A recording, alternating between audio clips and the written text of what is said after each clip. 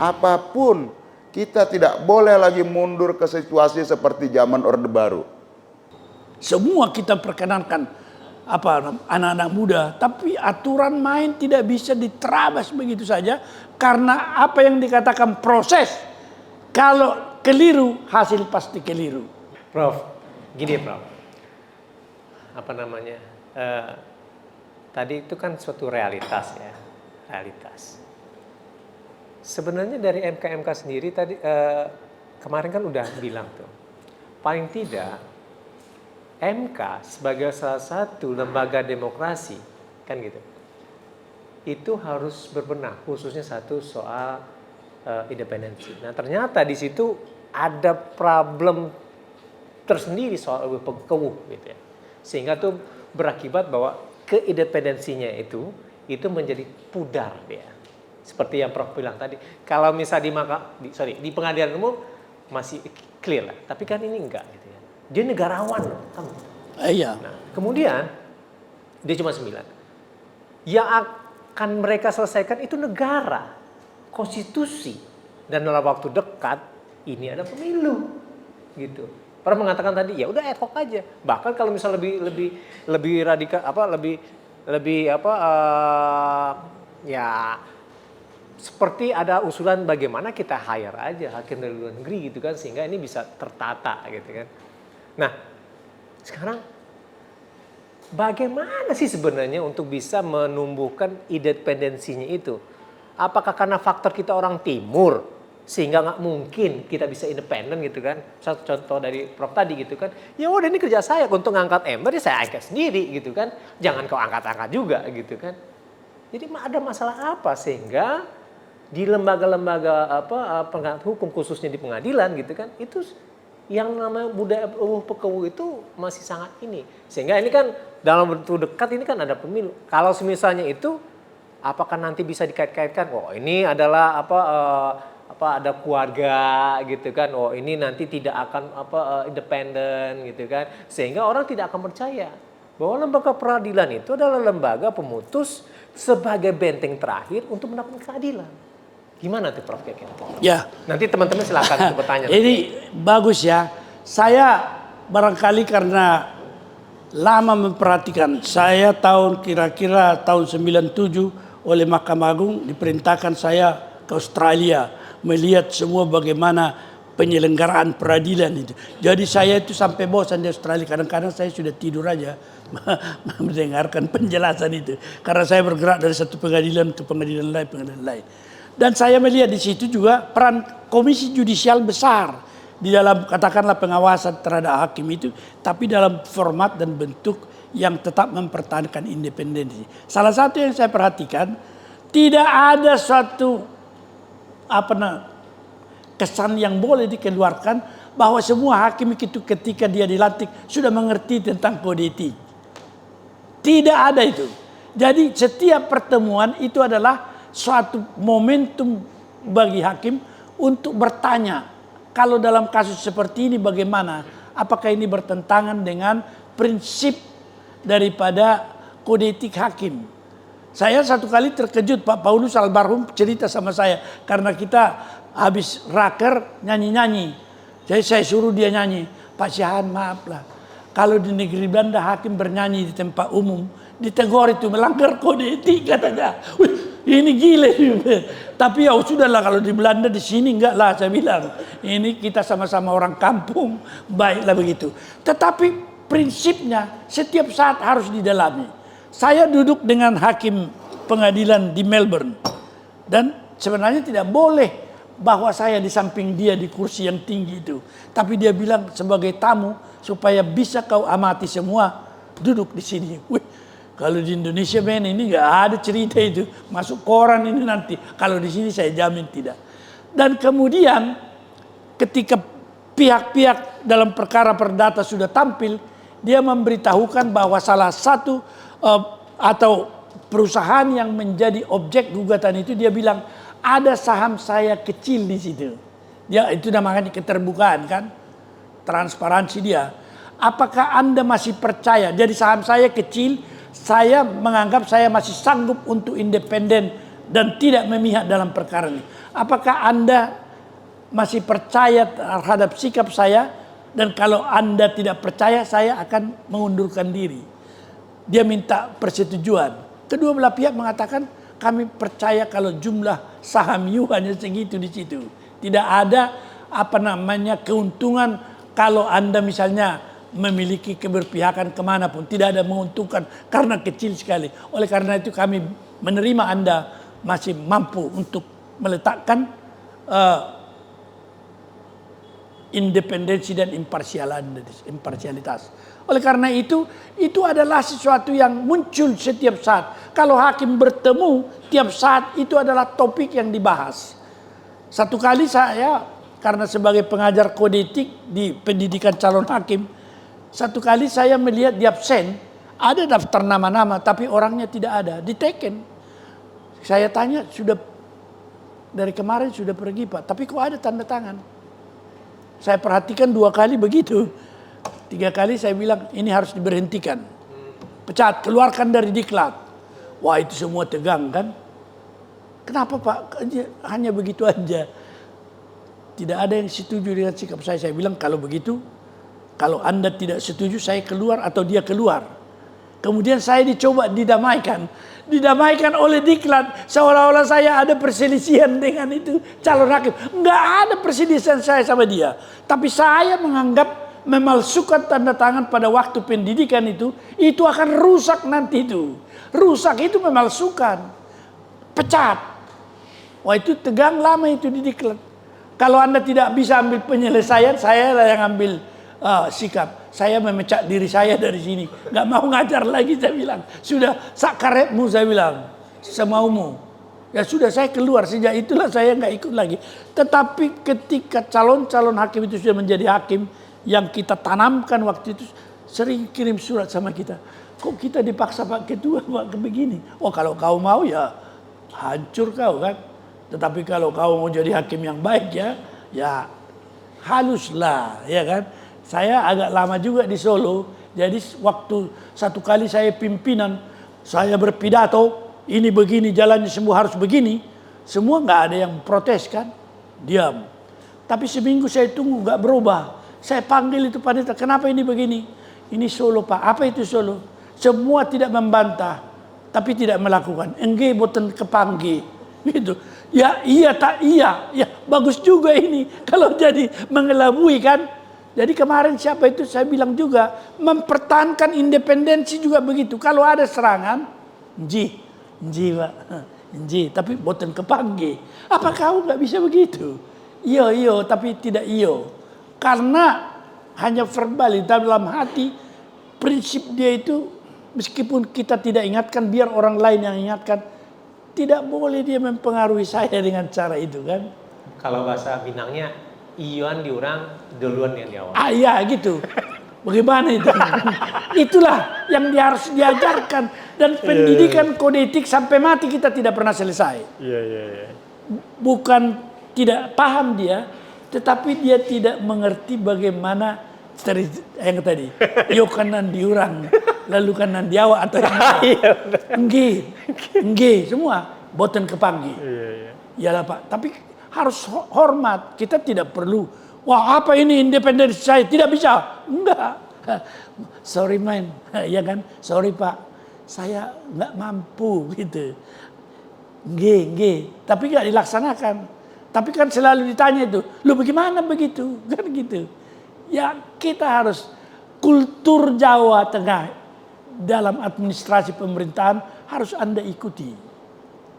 Halus dia tetapi tegas.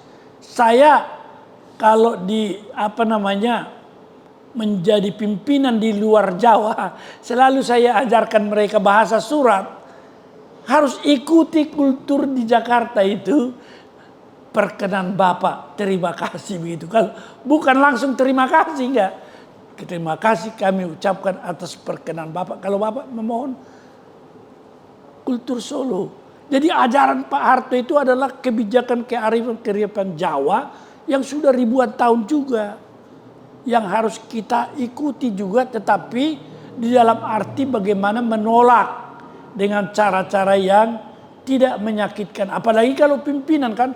Kalau pimpinan biasa aja kalau tolak, buset lu katanya. Gua sikat lu katanya. Kita tidak pernah sampai begitu. Oleh karena itu pendidikan kode etik tidak pernah berhenti. Itu tetap harus ada pertanyaan. Tiap hari ada itu yang bisa dibandingkan dengan itu. Dan mungkin saja substansi sudah tahu, tetapi bagaimana cara mengelak. Ini kultur yang ada di peradilan adalah kultur Indonesia, khususnya kultur Jawa. Kalau Anda menyimpang, Anda jauh dari. Satu kali rapat nasional Indonesia, saya masih hakim pengadilan. Oh sudah wakil ketua pengadilan tinggi saya. Rapat nasional, ada pimpinan yang memberikan ceramah, tetapi itu menyalahi seluruh sistem hukum yang ada, yang dianut gitu. Semua orang mau menggerutu kan? Bagaimana Bapak ini? Kok berusak sistem yang ada ini? Semua mendesak saya, tolonglah Pak Syahan, Bapak bicara katanya. Saya dijerumuskan mereka semua. Ya saya karena GR barangkali atau nggak tahu, saya lupa diri, saya bangkit. Pak Wakil Ketua waktu, Pak Wakil Ketua, agak dihentikanlah itu pengarahan itu, karena itu akan merusak sistem nanti betul. Semua diam. Pak Syahan akan pindah ini ke Jayapura katanya. Tapi saya hanya dipindah ke Bengkulu, ya kan? Hanya dipindah Bengkulu. Tapi tidak ada lagi yang menghentikan itu karena pimpinan saja segan kan? Ini karena kultur kita itu begitu, tidak boleh saling mempermalukan. Tidak boleh sesama biskota saling melampaui. Tetapi saya diperosokkan oleh kawan-kawan begitu. Saya maju, saya bilang, memang sopan bahasa saya, Pak Ketua, Pak Wakil Ketua, haraplah pengarahan Bapak dihentikan. Karena itu merusak semua sistem yang sudah ada. Wow, pucat semua. Saya pun pucat, mau lari kemana kita nggak tahu. Dan ketika makan siang didekati saya sudah mau lari. Tapi rupanya dia berbisik, apa memang salah yang saya bilang Pak Syahan? Saya mau jawab apa? Saya bilang senyum aja saya lari menghindar. Memang salah Pak, tapi saya tidak mengatakan begitu. Inilah ngemotin ke pangki, kadang-kadang tidak bisa kita kan. Itulah karena perbedaan kultur dulunya. Baru sesudah itu saya pindah ke Solo kan, saya lebih paham lagi apa yang terjadi. Nah saudara-saudara, pendidikan kode etik yang ditanya Pak Alfon, betul itu setiap saat. Oleh karena itulah majelis kehormatan itu juga harus permanen. Karena dia harus ada diskusi secara periodik lah. Karena dia akan menghimpun nanti kasus-kasus yang bisa berkaitan dengan masalah kode etik itu sedemikian rupa sehingga bisa didiskusikan di sana. Bagaimana sih yang terbaik untuk kita lakukan ini? Saya kira inilah kekurangan kita Pak ya. Kalau misalnya biasanya di MK itu semua orang pendidikan anunya sudah strata 3 dan guru besar kan. Semua orang ya menganggap sudah pada tingkat level tertinggi. Tetapi kalau etik tidak ada yang tertinggi kalau itu. Dia harus dilatih terus menerus seperti saya temukan di Komisi Judisial dan pertemuan hakim di Australia yang saya kira-kira 4 bulan berada di sana untuk memberi laporan ke Indonesia seperti apa sih kalau mendidik hakim dan memelihara etik dan hubungannya satu sama lain. Saya kira inilah yang masih perlu kita lakukan Pak Alfon. Bagaimana mereka dipesankan tentang hal ini. Demikian yang bisa saya kemukakan. Oke, terima kasih Prof. Maru gitu. Sekarang juga udah jam 4. Kalau misalnya masih ada pertanyaan atau nanti kalau misalnya teman-teman media langsung aja tanya kepada yang bersangkutan. Masih ada teman-teman ingin bertanya? Oke, satu ya, silakan. Bagi bertanya, ada 3 hal setidaknya yang mungkin butuh tanggapan sekaligus juga mungkin perlu jawaban dari Prof. Yang pertama Prof. Jimli pada saat putusan juga menyampaikan bahwa ketika putusan misalkan putusan 90 ini kembali diujikan di MK, maka keberlakuannya akan berlaku di tahun 2029. Tapi menurut saya ini tidak fair karena argumentasi Prof. Jimli menyampaikan bahwa karena ini sudah dalam tahapan tahapan sehingga keberlakuannya 2029. Nah, apakah putusan 90 ini diujinya bukan pada saat tahapan? Kan itu, Prof. Nah, sehingga menurut saya tidak fair ketika putusan 90 ini ketika diuji kembali akan diberlakukan pada tahun 2029. Itu yang pertama, Prof. Yang kedua, saya sebagai mungkin generasi milenial di Calon presiden dong kan. Iya. Dengan putusan MK ini dan putusan MK 90 ini menurut saya melegitimasi dua hal. Yang pertama adalah melegitimasi bahwa putusan ini mempertegas bahwa anak muda yang dimaksud oleh MK adalah anak muda yang kemudian memiliki akses kekuasaan yang besar. Ya, karena kenapa? Karena tidak semua anak muda punya akses kekuasaan seperti ini. Itu yang pertama. Yang kedua, bahwa putusan MK ini dengan putusan MK ini menyampaikan bahwa ternyata putusan MK 90 ini cacat. Nah, sehingga apakah layak putusan MK ini dilanjutkan dalam tahapan proses pemilu ini padahal kita tahu bersama bahwa ini cacat. Nah, apakah tidak akan melahirkan kecacatan-kecacatan selanjutnya seperti yang mungkin disampaikan sama Bang Masinton tadi? Besar potensinya akan melahirkan kecurangan-kecurangan yang lain. Besar potensinya akan melahirkan kecacatan-kecacatan yang lain.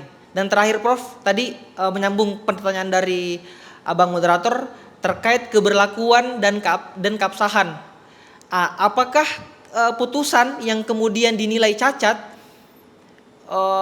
itu kalau bicara dua hal, pasti kan kalau bicara putusan pasti bicara dua hal. Berbicara tentang batal demi hukum atau dapat dibatalkan. Nah, bagaimana dengan hasil putusan MK ini terkait dengan bahwa putusan MK 90 ini cacat? Itu, Prof. Sekian, terima kasih. Oh, hebat ini Anda. Ya, milenial. Jadi saya kira yang terakhir ini dulu kita bahas ya. Apa yang dikatakan suatu putusan tadi yang sudah melanggar etik, itu sudah kita singgung sebenarnya tadi. Terutama sekali ada kepentingan keluarga langsung atau tidak langsung harus mundur. Di dalam undang-undang kekuasaan hakim tegas dikatakan itu cacat. Jadi harus diperiksa lagi, ini langsung di pasal 17 itu undang-undang kekuasaan kehakiman, diperiksa oleh majelis hakim yang lain. Memang di MK kan tidak ada satu saja majelis. Tetapi itu artinya diperiksa oleh majelis yang ada minus siapa yang dicurigai tidak mengundurkan diri itu kan. Nah, inilah yang maju sekarang menurut Anda kan ada pengujian ini. Tetapi dibandingkan dengan tahapan-tahapan yang ada, MK itu tadi pagi juga di televisi mana saya sudah memberikan jawaban seperti itu. Hukum acara ada yang dikatakan hukum acara biasa, hukum acara cepat kan. Itu kesepakatan daripada MK saja. Kalau mereka sudah mengatakan ini dibutuhkan, maka dia memakai hukum acara cepat karena semua keterangan-keterangan tentang pasal 169 Q yang diuji itu sudah diberikan DPR, Presiden, ahli. Kita tinggal bagaimana mempertimbangkan. Tetapi apa yang terjadi dalam putusan yang dibuat oleh mereka yang 5 itu melanggar konstitusi hasilnya. Diktumnya itu. Bayangkan dia membatasi berpengalaman menjabat jabatan yang dipilih, ya kan? Jadi contohnya karena di center ada yang tadinya diminta kepala daerah kan, tapi enggak kata dua lagi yang harus gubernur lah supaya layak. Tapi itu adalah klaster daripada apa yang dikatakan itu dipilih. Serta merta coba lihat konstitusi pasal 27. Masa iya hanya yang dipilih saja yang boleh jadi presiden? Iya bagaimana? Dokter nggak dipilih itu, kepala rumah sakit nggak dipilih. Apa dia nggak layak? Di konstitusi dibilang sama kok, gue sama lu, ya kan? Kalau syaratnya sama, langsung bertentangan dengan konstitusi. Semua warga negara memiliki kedudukan yang sama dalam hukum dan pemerintahan. Itu pasal 27. Non diskriminasi, nggak boleh kita diskriminasikan. Pasal 28I ayat 2. Tidak boleh dibedakan haknya karena adanya perbedaan golongan penduduk, bahasa, agama, dan lain sebagainya. Dan golongan penduduk itu bisa karena pekerjaan. Masa guru besar nggak bisa jadi calon presiden yang benar aja. Hanya kepala daerah yang benar aja, apalagi yang baru 2 tahun. Kalau di kampung saya itu belum bisa bicara di kalangan adat ya, di adat. Kalau datang, jangan kau bicara, kau baru anak kemarin katanya kan. Anak bawang. Tapi ini, dia boleh tapi guru besar nggak boleh men. Wah nggak boleh. Dokter nggak boleh.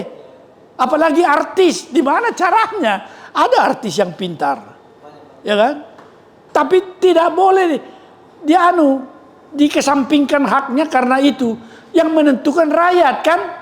Ini saya tidak pilih karena dia hanya nyanyi doang kan. Nah inilah putusan MK itu langsung melanggar konstitusi. Belum lagi dia melanggar pasal 60 yang menjadi kewenangan Pak Jimli kemarin itu adalah apa? Sumpah jabatan. Jabatan semua pemerintahan itu bersumpah pakai demi Allah. Saya bersumpah akan setia kepada Undang-Undang Dasar 45 dan segala peraturan perundang-undangan yang sesuai dengan seluruh-seluruhnya kan. Bayangkan itu sumpah.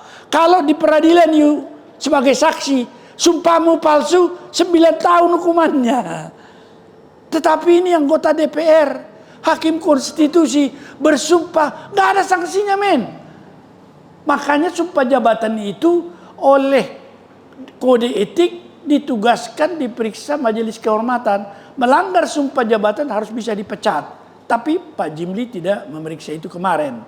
Juga yang di samping sumpah jabatan, pelanggaran hukum acara tadi pasal 60 dan juga melanggar konstitusi putusannya.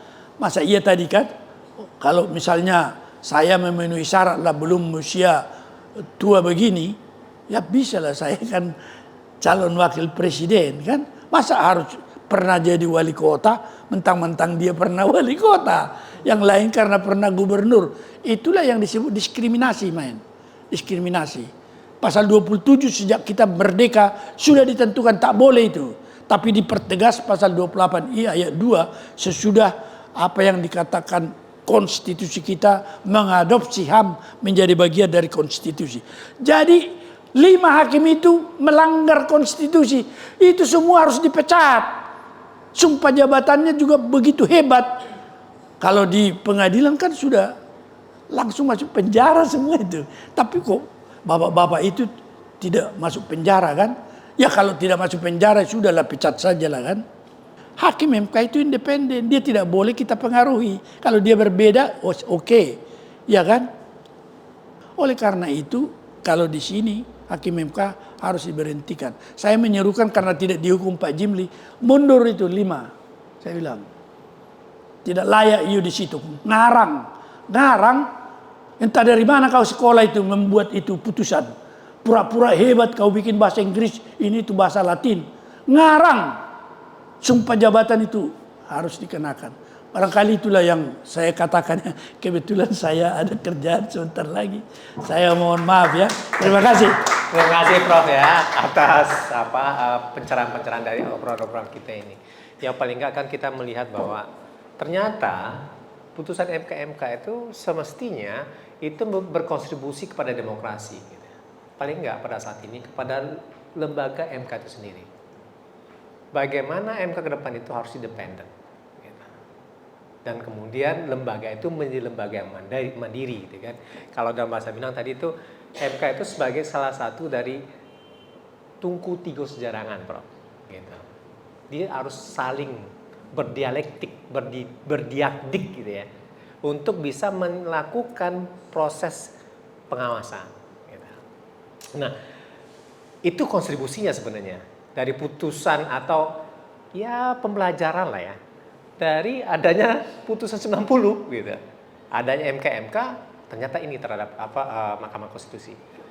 Tapi ke depan memang harus dipastikan bahwa ke depan itu ada MK itu menjadi lembaga yang mandiri dan hakimnya itu independen gitu.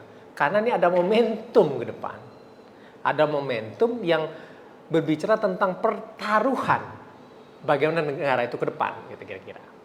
Oke, saya kira kita cukupkan. Nanti kita bisa berdiskusi lagi lebih dalam waktu yang lain. Nanti kalau misalnya teman-teman pengen mengusulkan apa diskusinya lagi, silakan. di follow dan di DM di dalam Oktav Media ini. Ya, bagus. Ya, nanti kalau misal perlu narasumbernya, apa isunya, apa narasumbernya, kita akan bahas bareng-bareng gitu kan. Nah, jadi ini sebenarnya ya kongko-kongko. Kongko. Ya, membuka cakrawala kan. Wah, itu.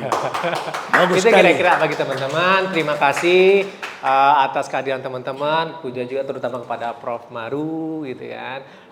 Karena sudah memberikan pencerahan bagi kita semua. Kita berikan aplaus kepada Prof. Maru Ya. dan kemudian ini. Terima kasih ya. Gitu kan. Terima kasih, kita cukupkan. Saya tutup dengan